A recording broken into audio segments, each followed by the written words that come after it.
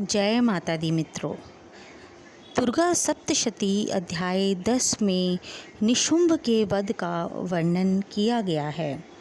ऋषि कहते हैं, हे राजन, अपने प्राण के समान प्यारे भाई निशुंभ को मारा गया देख तथा सारी सेना का संहार होता जान शुंभ ने कुपित होकर कहा, दुष्ट दुर्गे, तू बल के अभिमान में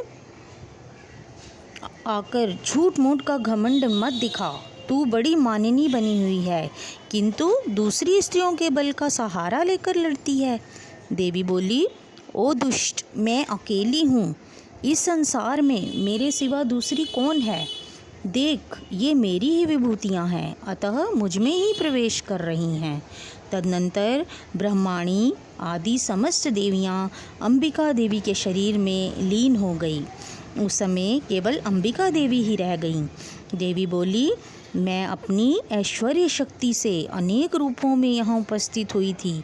उन सब रूपों को मैंने समेट लिया, अब अकेली ही युद्ध में खड़ी हूँ।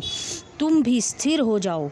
ऋषि कहते हैं, तदनंतर देवी और शुंभ दोनों में सब देवताओं तथा दानवों के देखते देखते भयंकर युद्ध छिड़ गया। बाणों की वर्षा, तीखे शस्त्रों एवं दारुण अस्त्रों के प्रहार के कारण उन दोनों का युद्ध सब लोगों के लिए बड़ा भयानक प्रतीत हुआ। उस समय अंबिका देवी जी ने जो सैकड़ों दिव्य अस्त्र छोड़े, उसे दैत्यराज शुंभ ने उनके निवारक अस्त्रों द्वारा काट डाला। इसी प्रकार शुंभ ने भी जो दिव्य अस्त्र चलाए, उन्हें परमेश्वरी ने भयंकर हुंकार शब्द के उच्चारण द्वारा खेल खेल में नष्ट कर डाला। तब उस असुर ने सैकड़ों बाणों से देवी को आच्छादित कर दिया। यह देख क्रोध में भरी हुई उन देवी जी ने भी बाण मारकर उसका धनुष काट डाला।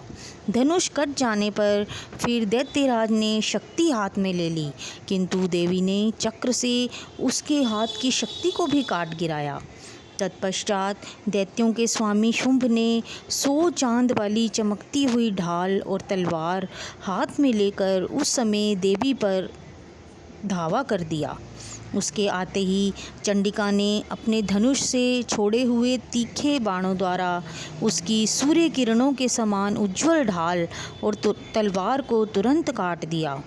फिर उस दैत्य के घोड़े और सारथी मारे गए। धनुष तो पहले ही कट चुका था, अब उसने अंबिका को मारने के लिए भयंकर मुग्दर हाथ में लिया। उसे आते देखकर देवी ने अपने तीक्ष्ण बाणों से उसका मुग्दर भी काट डाला, जिस पर भी वह असुर मुक्का तानकर बड़े वेग से देवी की ओर झपटा।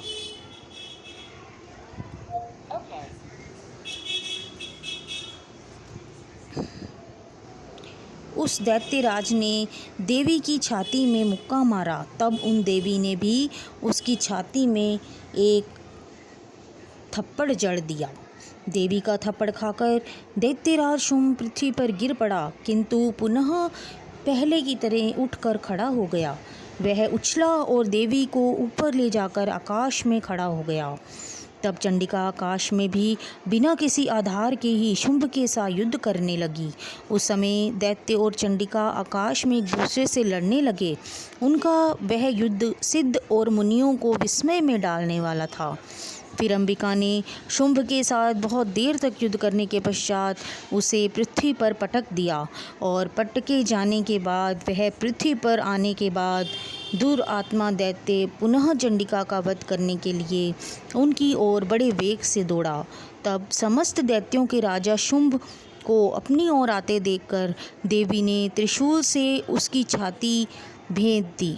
देवी के शूल की घात से घायल होने पर उसके प्राण पखेरु उड़ गए और वह समुद्रों, द्वीपों, पर्वतों सहित पृथ्वी को कंपाता हुआ पृथ्वी पर गिर पड़ा।